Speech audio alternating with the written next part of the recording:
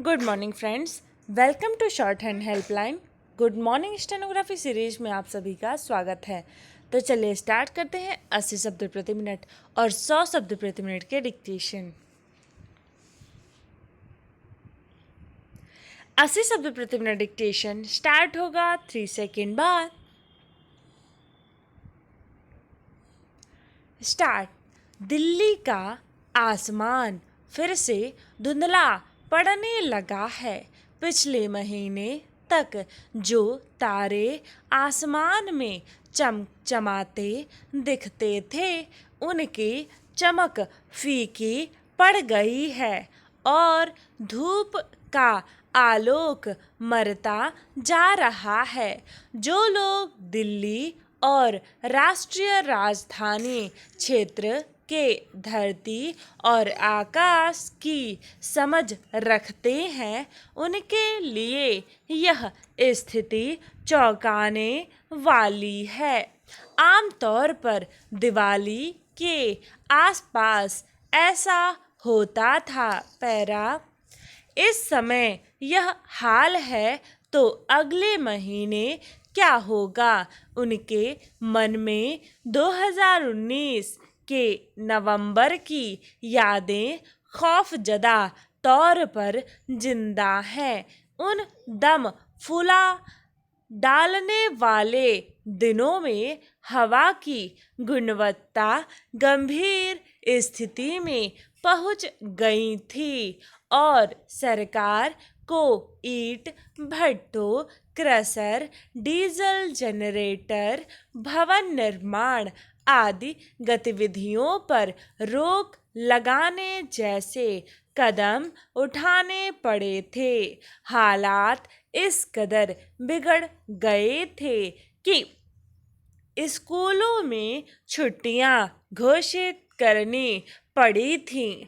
रेलगाड़ियां घंटों देर से आती और दिल्ली के आसमान पर मंडरा रहे हवाई जहाज़ों के रुख दूसरे शहरों की ओर मोड़ने पड़ जाते।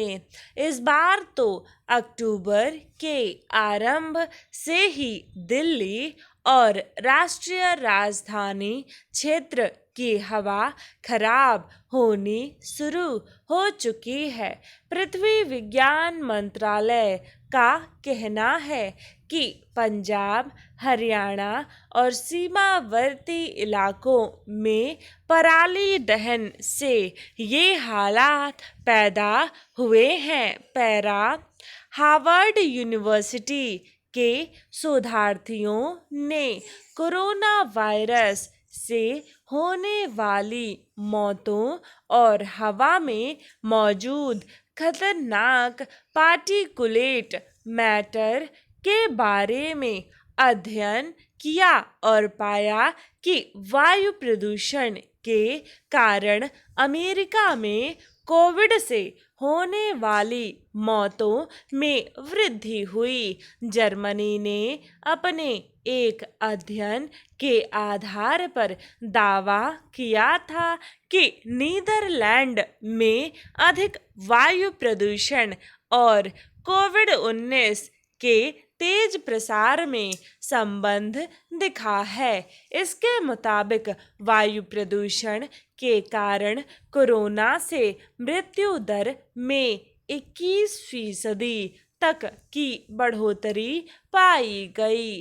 उत्तरी इटली के एक अध्ययन में भी वायु प्रदूषण के कारण कोविड से होने वाली मौतों में गति आने की बात कही गई। पैरा बताने की जरूरत नहीं कि इन तीनों देशों में बड़ी संख्या में कोविड से मौतें हुई हैं। अमेरिका में लगभग 2.25 लाख लोग जान गंवा चुके हैं तो इटली और नीदरलैंड में अधिक लोग मारे गए हैं।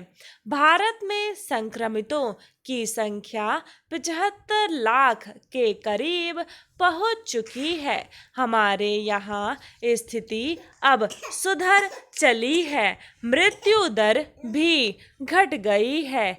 इसमें कोई दो राय नहीं कि केंद्र के साथ मिलकर राज्य सरकारों ने कोरोना से जबरदस्त लड़ाई लड़ी है। गुजरे मार्च के आखिरी हफ्ते में जब यह साफ हो गया था कि हिंदुस्तान पर भी महामारी झपट्टा मार चुकी है, तब हमारे पास न अस्पताल तैयार थे, न लैब और न ही प्रशिक्षित स्वास्थ्य कर्मी।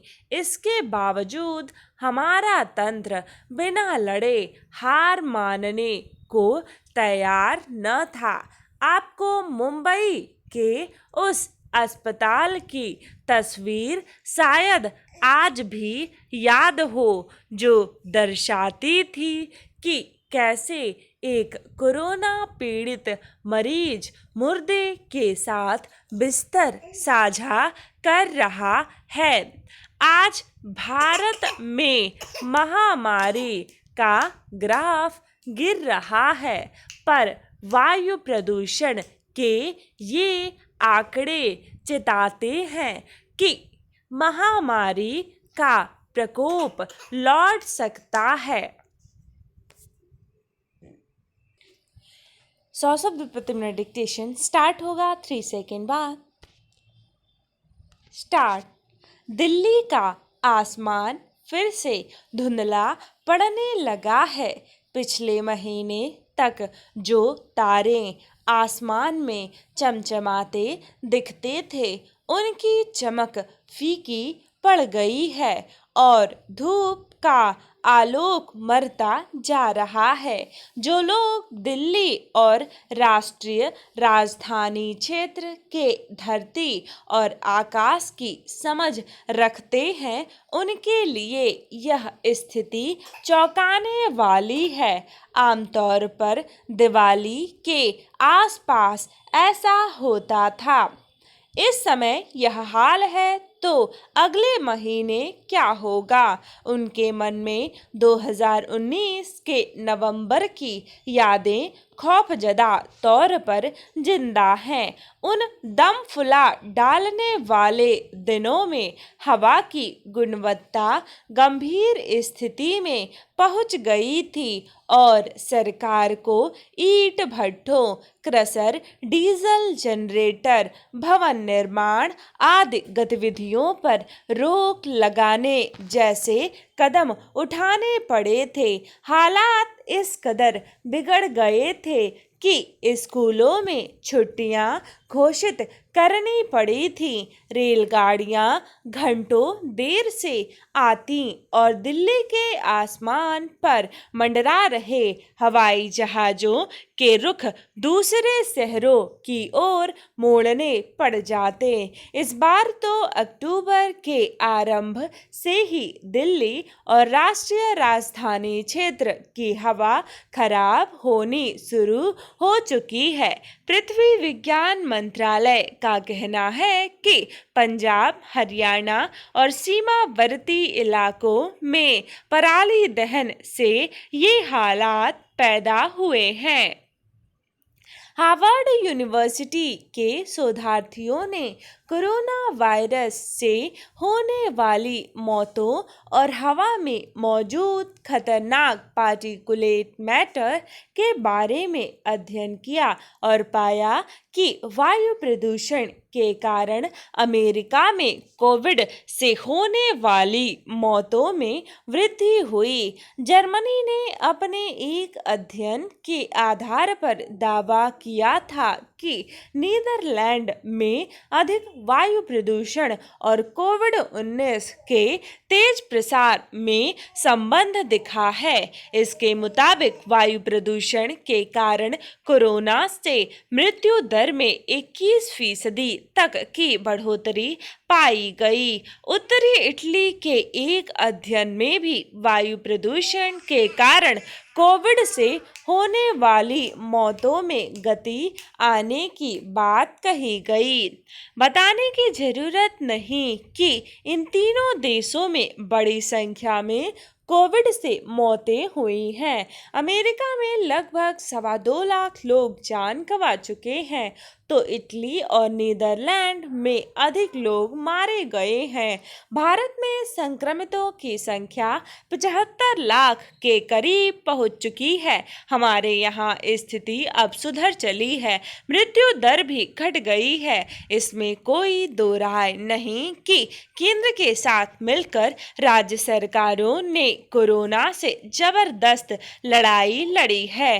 गुजरे मार्च के आखिरी हफ्ते में जब यह साफ हो गया था कि हिंदुस्तान पर भी महामारी झपट्टा मार चुकी है, तब हमारे पास न अस्पताल तैयार थे, न लैब और न ही प्रशिक्षित स्वास्थ्यकर्मी। इसके बावजूद हमारा तंत्र बिना लड़े हार मानने को तैयार न था।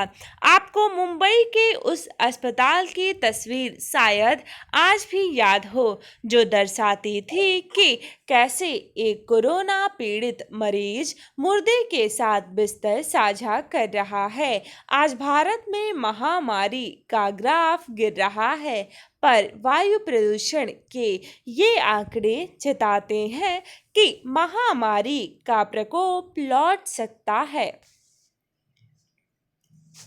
डिक्टेशन समाप्त हुआ। मिलता है नेक्स्ट वीडियो में। और हाँ, अगर आपको इसके अलावा कोर्ट की डिक्टेशन एंड अदर्स डिक्टेशन भी डेली चाहिए, तो आप हमारे हैप्पी स्टेनोग्राफी सीरीज़ को ज्वाइन कर सकते हैं। और अगर नहीं ज्वाइन करना चाहते हैं तो आप इस यूट्यूब की डिक्टेशन को लिख सकते हैं। इसकी आउटलाइन अगर आप हैप्पी मेंबर है तो व्हाट्सएप पर दे दी जाती है, सभी आउटलाइंस और पीडीएफ्स के साथ। और अगर आप मेंबर नहीं हैं तो घबराने की ज़रूरत नहीं है, आप डायरेक्ट टेलीग्राम चैनल पर आउटलाइंस एंड इसकी पीडीएफ प्राप्त कर सकते हैं। मिलता है नेक्स्ट वीडियो में। टिल देन अपना ख्याल रखिए। धन्यवाद।